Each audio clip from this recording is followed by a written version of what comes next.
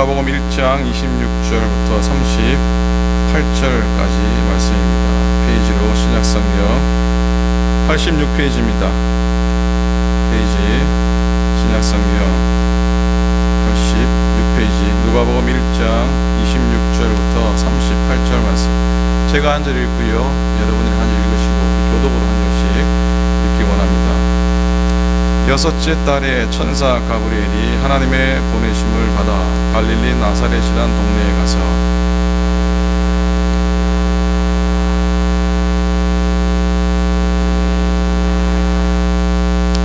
그에게 들어가 이르되 은혜를 받은 자여 평안할지어다, 주께서 너와 함께 하시도다 하니,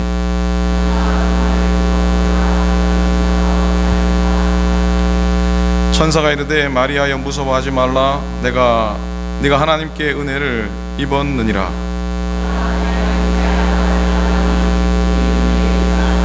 그가 큰 자가 되고 지극히 높으신 이의 아들이라 일컬어질 것이요 주 하나님께서 그 조상 다윗의 왕위를 그에게 주시리니,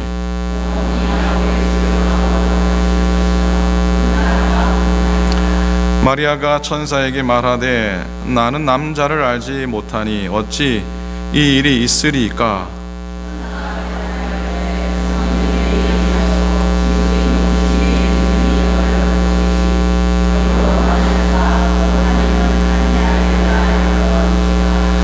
보라, 내 친족 엘리사벳도 늙어서 아들을 배었느니라. 보라, 임신하지 못한다고 알려진 이가 이미 6달이 되었나니,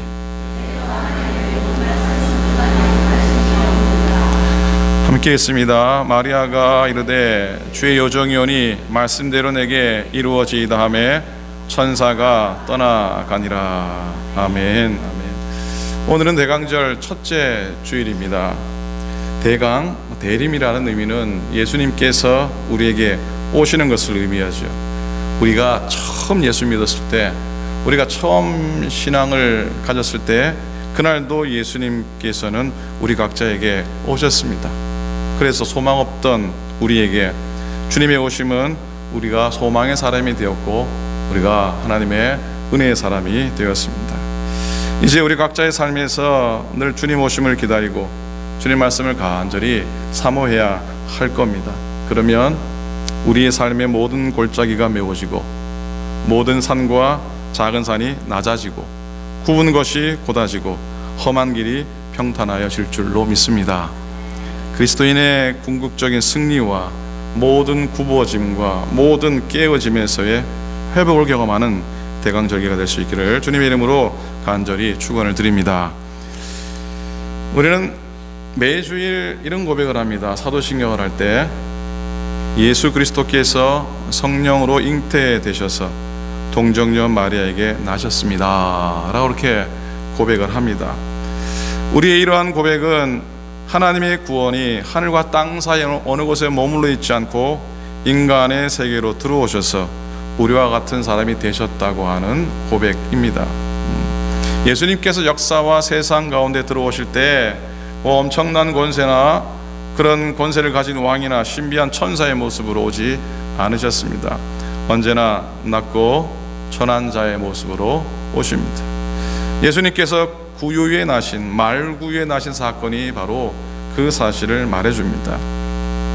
어느 해나 그렇죠, 한 해 성탄을 맞으면서 성탄 준비를 해마다 하게 됩니다.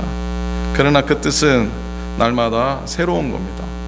여러분, 성탄절은 예수님께서 탄생하신 날입니다. 그렇죠? 성탄절은 뭐라고요? 예수님께서 탄생하신 날입니다. 그런데 하지만 예수님의 탄생은 탄생이 아니라, 예수님의 탄생은 탄생이 아니라 오심입니다. 오심이에요. 하나님께서 세상에 오셨습니다. 그리고 하나님이 사람이 되셨습니다. 말씀이 육신이 되어 우리 가운데 거하신다는 말씀에 성탄에 엄청난 의미가 있는 겁니다.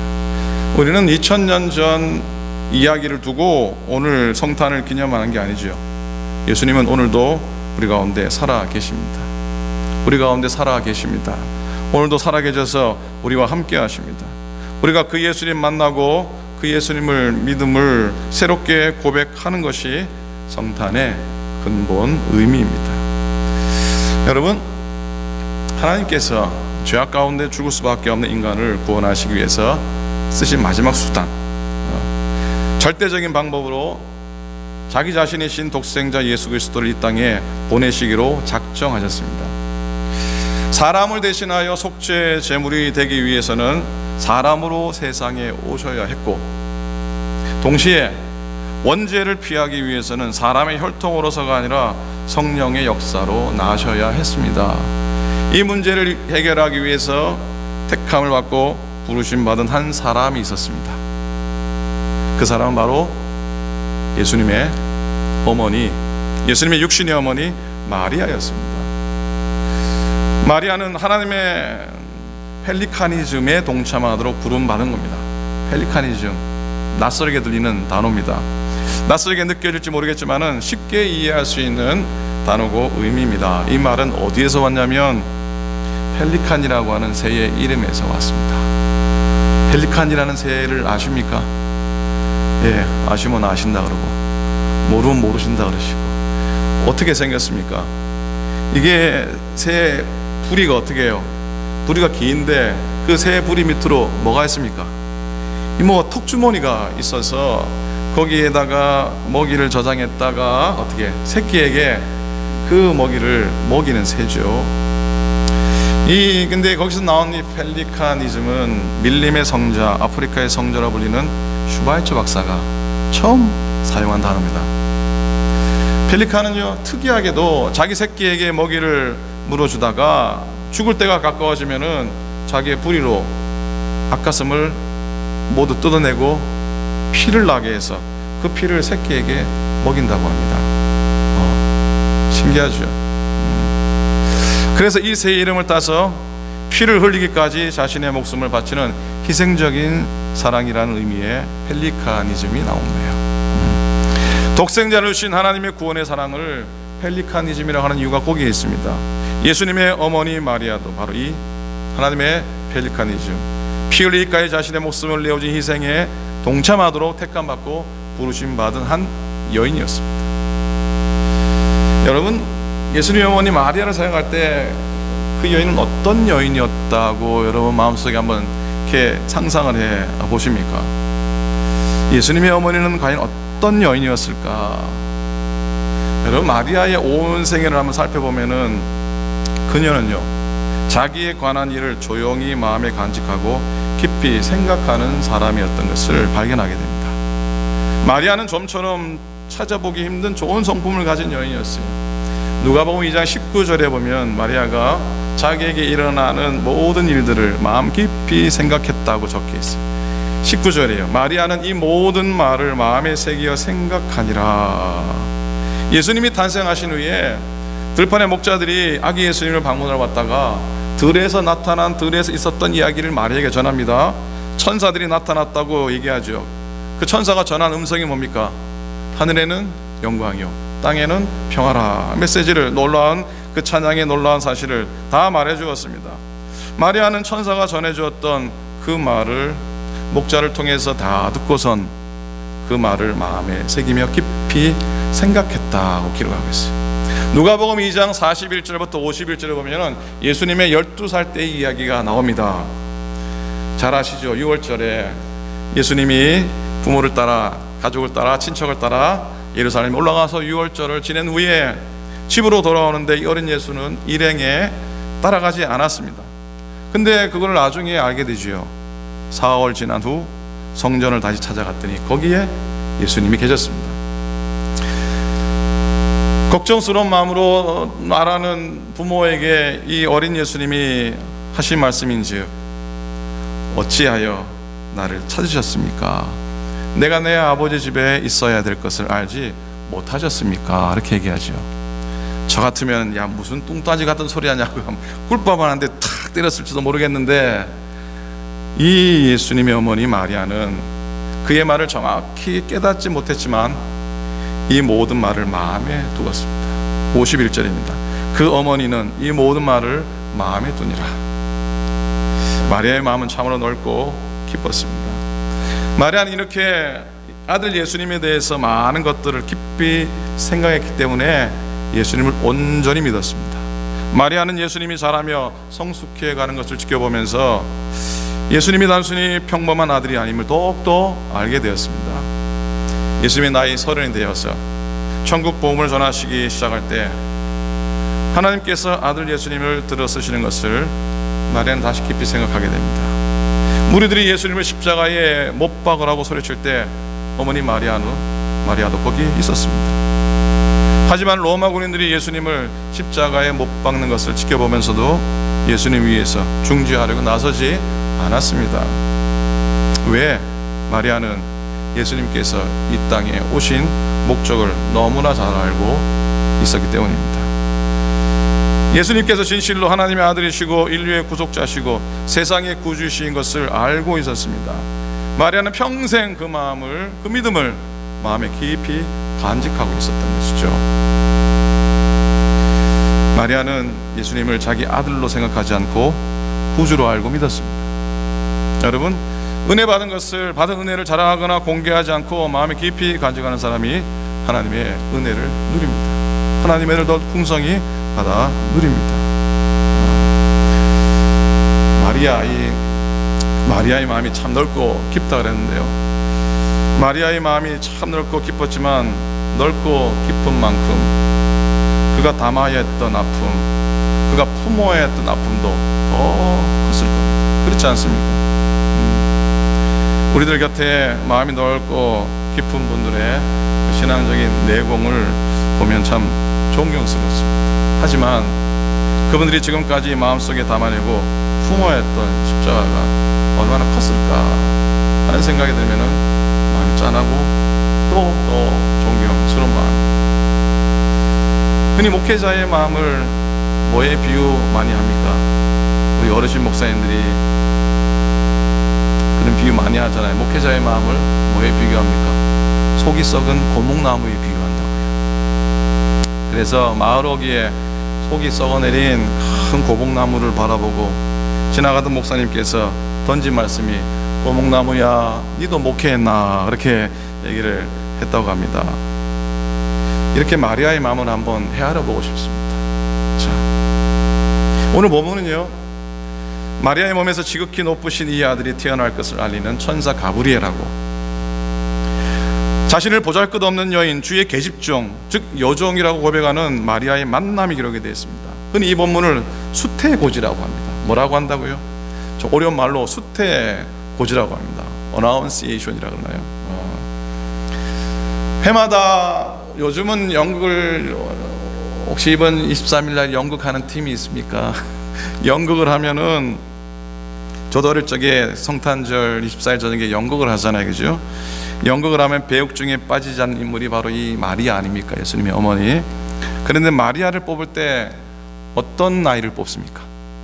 마리아를 뽑을 때 그 교회에서 제일 이쁘고 제일 참은 여자아이를 뽑지 않습니까? 안 그렇습니까? 대개는 그래요, 그죠? 곱상하고 이쁜 여자아이를 예수님의 마리아로 뽑습니다. 저도 기억이 납니다. 목사 아들이라고 요셉 시켜주더라고요. 근데 마리아로 정말 그때 제일 교회에서 이쁜 그 초등학교 여자아이를 세웠어요. 진짜 이뻤어요. 지금도 제가 기억을 할 정도면 이뻤겠습니까? 안 이뻤겠습니까? 이뻤어요. 그렇게 제가 처음 얘기하는 겁니다. 자, 그래요. 교회에서 가장 이쁜 아이를 마리아로 배역으로 쓰죠. 근데 여러분, 마리아가 예뻤다고 생각하십니까? 예쁜 여인이었을까요? 글쎄요, 저는 그렇지 않았을 가능성이 더 많다고 생각합니다. 왜냐하면 예수님은 가장 낮은 곳에, 가장 약한 곳에, 가장 보잘것없는 곳에 오셨기 때문입니다. 그런데 사실 우리가 이 본문에 정말 찾고 싶은 건 마리아의 겉모습은 아니죠. 예수님의 어머니 마리아는 은혜를 사모하는 여인이었습니다. 예수님의 어머니 마리아는 믿음의 여인이었고 순종의 여인이었고 하나님을 향한 사랑의 마음을 가진 여인 중에 여인이었습니다. 여러분, 이런 말을 아십니까? 예쁜 여자를 만나면 3년이 행복하고 착한 여자를 만나면 30년이 행복하고 지혜로운 여자를 만나면 3대가 행복하다. 여자분들이 아무도 아멘을 안 하시네요. 마지막으로 믿음 좋은 여자를 만나면 영원히 행복하다. 아멘. 도움을 하나 더 가르쳐 드리겠습니다. 잘생긴 남자를 만나면 결혼식 3시간 동안에 행복이 보장되고, 돈 많은 남자를 만나면 통장 3개의 행복이 보장되고, 가슴이, 남자분들 아멘 하시기 바랍니다. 가슴이 따뜻한 남자를 만나면 평생의 행복이 보장된다.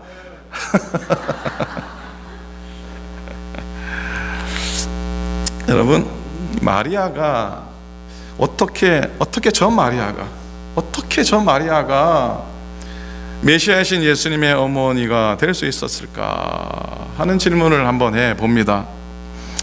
어떻게 마리아가 예수님의 어머니로 쓰임받게 되었을까?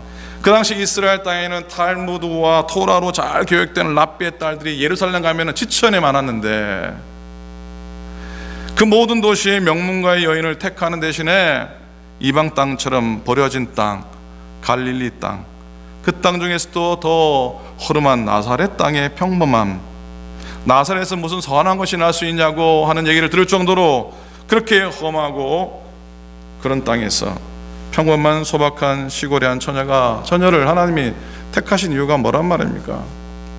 왜? 무엇 때문에? 먼저 이런 생각을 해봅니다. 무엇보다도 마리아가 하나님의 은혜를 입은 자였기 때문입니다. 마리아가 어떤 자였다고요? 하나님의 은혜를 입은 자였기 때문에. 28절 봅니다.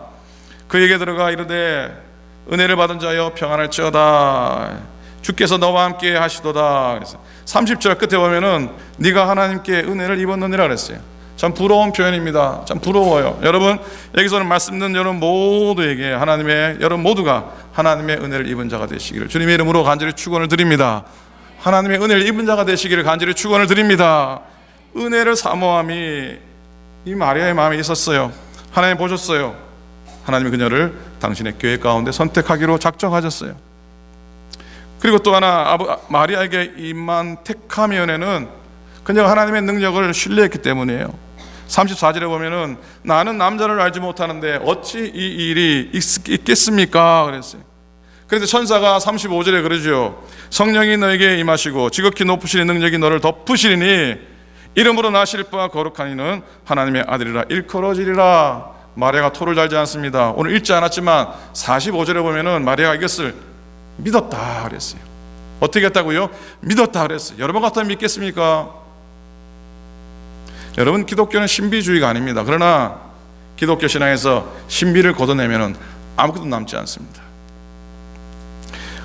아까 처음에 말씀했듯이 사도신경의 소리가 매일 주일마다 고백하는 부분 중에서 이는 성령으로 잉태하사 동정녀 마리아에게 나시고 라고 하는 이 부분, 과연 남자 없이 혼자 아이를 낳을 수 있을까? 논란의 핵심 아닙니까? 그러나 여러분, 이 선언은 하나님이 인간 세상으로 찾아오실 때 하나님이 스스로 선택하신 신비입니다. 신비입니다. 이 고백에 담긴 근본은 하나님의 성육신, 인카네이션입니다. 그는 성령으로 잉태되사 동정녀 마리아에게 나신 것을 믿습니다 라고 고백할 때, 그건 거룩하신 하나님이 온전한 인간이 되어서 우리 가운데 찾아오신 것을 믿습니다라는 말과 똑같습니다.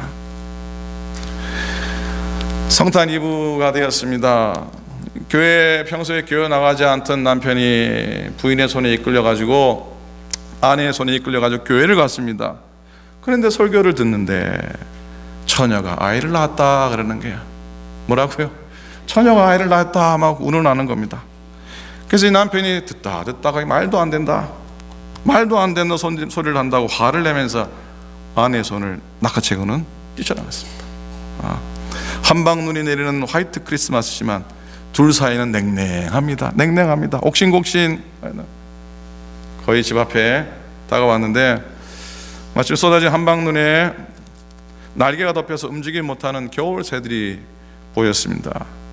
굶어서 힘이 없어 보이는데 날지도 못합니다. 남자애가 불쌍한 마음이 들었습니다. 얼른 집에 들어가서 새 모이를 가지고 나왔습니다. 가까이 가서 새 모이를 주려니까 이놈들이 다 도망가는 거예요. 푸드득 다 도망가는 거예요. 이 남자가 안타까워서 중얼거립니다. 이런, 먹이를 주려는데 이거 먹지 않으면 죽는단 말이야. 그러면서 이 남자가 뱉은 한마디, 너희가 내 말을 알아들었으면 좋겠구나, 너희가 내 말을 알아들었으면 좋겠구나 라고 얘기하는데, 불현듯 이 남자의 마음속에 이런 생각이 들었습니다. 그래, 내가 새가 되면 이들을 잘 구해줄 수 있겠구나. 그래서 인간을 구원하려고 하나님이 사람이 되신 거구나 깨닫게 되었답니다. 그가 그 작은 일을 통해서 예수님의 동정녀의 탄생을 믿게 되었고, 아내와 함께 교회를 잘 다니고 예수를 잘 믿었다고 하는 그런 이야기입니다. 그래요, 예수님은 우리 인간을 죄에서 구원하시려고 몸소 인간이 되신 분이십니다. 믿으십니까? 마지막입니다. 마리아가 하나님의 택함의 은혜를 입은 것은 하나님의 말씀에 순종했기 때문입니다. 37절 38절입니다. 대저 하나님의 모든 말씀은 능하지 못하심이 없느니라. 마리아가 이르되 같이 읽겠습니다. 이르되 시작. 주의 여정연이 말씀대로 내게 이루어지이다. 마리아의 얘기 중에 이 고백이 제일, 저는 여러분도 마찬가지일 겁니다, 이 마리아의 고백이 제일 마음에 와닿습니다. 당신의 여정연이, 옛날 번역은 어떻게 나옵니까? 주의 계집종이오니. 어찌 보면 더 낮아지는 표현을 쓰고 있어요. 주의 여정이오니 말씀대로 내게 이루어지이다. 마리아는 순종을 고백하는데요, 이 순종은 대가를 요구하는 순종입니다. 처녀가 임신을 했는데, 처녀가 임신을 했다는데, 처녀가 임신을 해도 할 말은 있다 하긴 하지만, 오늘날도요, 무슬림 공동체에서는 명예살인이 자행됩니다. 명예살인, honor killings라고 그러죠. honor killings. 무슨 의미입니까? 무슨 말이죠? 아시죠? 여자 가족이 관습을 어겨서 가문의 명예를 더럽혔을 경우에 남자 가족이 그 여자를 죽여도 허용되는 겁니다. 끔찍한 일입니다. 근데요, 유대인도 별반 다르지 않습니다. 유대 공동체도 유대인 율법에 따르면 간통한 여자는 묻지도 말고 어떻게 하라고? 묻지도 말고 뭘 던지라고? 돌멩이를 던져 죽이라고 하지 않았습니까? 그러니까 바로 이런 대가를 기꺼이 치르겠다고 하는 순종의 결단이 마리아에게 남다른 모습입니다. 믿음은 대가를 치러서 얻는 겁니다. 믿음은 대가를 치러서 얻는 겁니다. 자, 결론입니다. 여러분, 마리아는 비천한 여자였습니다. 그는 나사렛 출신의 여자입니다. 하나님이 아니었더라면 그럭저럭 살다가 먼지같이 사라질 인생입니다. 그런데 이렇게 비천한 여인을 하나님은 존귀하게 만드셨습니다. 용서하십시오. 우리도 비천합니다. 우리도 보잘것없습니다. 보잘것없습니다. 오늘 보잘것없는 우리도 하나님은 이 여인처럼 그렇게 존귀하게 만드신 줄로 믿습니다. 우리의 천한 것이 하나님 앞에서는 약점이 될 수 없습니다. 우리 약한 것이 하나님 앞에서는 장애가 되지 않습니다. 우리의 모자라는 것이 하나님 앞에서는 결코 부족함이 될 수 없습니다. 중요한 건 하나님의 은혜를 입는 겁니다. 하나님의 은혜 앞에 나오는 겁니다. 거기에 용서가 있고 축복이 있고 사랑이 있습니다. 오늘 마리아에게 능하신 이가 큰 일을 하셨어요. 능하신 이가 큰 일을 행하셨어요. 비천한 여인이 예수님의 어머니가 되었습니다. 오늘 대강절을 시작하는 우리의 심령이 마리아가 노래했던 그 찬양을 함께 부르고 고백했으면 좋겠습니다. 1장 46절부터 50절의 말씀이에요. 한번 같이 읽기 원합니다. 시작. 마리아가 이르되 내 영혼이 주를 찬양하며 내 마음이 하나님 내 구주를 기뻐하였음은 그의 요정의 비천함을 돌보셨음이라. 보라, 이제 후로는 만세에 나를 복이 있다 일컬으리로다. 능하신 이가 큰 일을 내게 행하셨으니 그 이름이 거룩하시며 긍휼하심이 두려워하는 자에게 대대로 이르는도다. 아멘. 이 자리에 계신 우리 모두, 여러분 모두에게도 능하신 이가 이미 큰 일을 행하신 줄로 믿습니다. 능하신 이가 우리에게 큰 일을 행하신 줄로 믿습니다. 이 마리아의 창을 들으니까 하나님은 내 편, 하나님은 우리 편이라는 생각을 하게 됩니다. 하나님은 우리 편이다. 마리아가 그런 하나님을 믿고 찬양을 합니다. 우리에게도 이런 찬양의 노래가 있기를 간절히 소망합니다. 하나님은 우리 편입니다. 하나님은 우리 편입니다. 여러분 마리아가 받았던 은혜가 여러분에게 넘쳐나기를 간절히 축복합니다.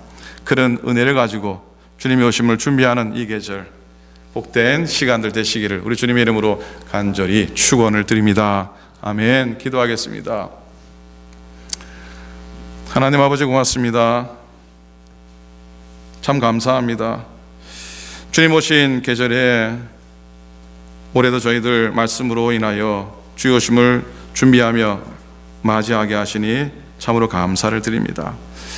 하나님, 마리아가 받았던 그 은혜, 마리아가 받았던 그 은총을 오늘도 누리게 도와주시고 우리도 정말로 하나님의 은혜 입은 자로 서도록 성령님 인도하여 주시옵소서. 아니 어떻게 저 마리아가 예수님의 어머니가 되었을꼬? 하나님, 우리 주위의 사람들이 우리를 향해서 어떻게 저 사람이 저렇게 믿음에 훌륭한 사람이 되었을꼬 하는 그런 소리를 듣는 저희의 믿음, 저희의 삶이 되도록 인도하여 주시옵소서. 하나님, 이 시간 귀한 성찬을 받기 원합니다. 주님이 오늘 내 마음에 오시고 주님의 살과 피를 먹고 마실 때에 주님 영접하는 시간 되도록 하나님께서 역사하시고 인도하여 주시옵소서. 주님만 바라는 귀한 시간 되게 주님과 역사하시고 함께하시는 축복의 시간 되게 인도하여 주시옵소서. 감사합니다. 우리 주님 예수 그리스도 이름으로 간절히 기도드립니다. 아멘. 예수님께서 받으시던 저녁에